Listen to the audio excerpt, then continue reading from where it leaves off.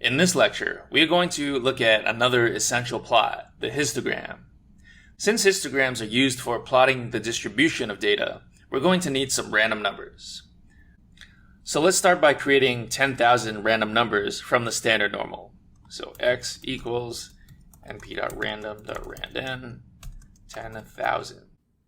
Alright, next let's plot a histogram.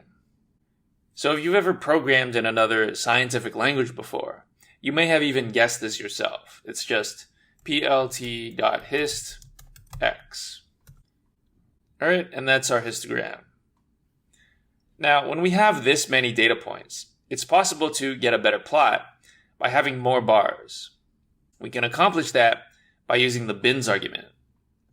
So we can do plt.hist x bins equals 50.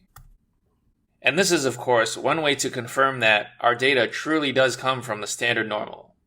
We have a bell curve that is centered around 0, and approximately 95% of the weight is between plus or minus 1.96. And obviously I just made that up. I can't tell by looking at it. Now, just out of curiosity, we may also want to confirm that the random function samples from the uniform distribution. So let's generate some data from the random function. So that's x equals np.random.random 10,000. And let's draw a histogram. So plt.hist x bins equals 50. Alright, so this is pretty flat, although not exactly. I'm sure it would look more flat if you had less bins. But either way, it's pretty clear that the random function does indeed sample from the uniform 0-1 distribution.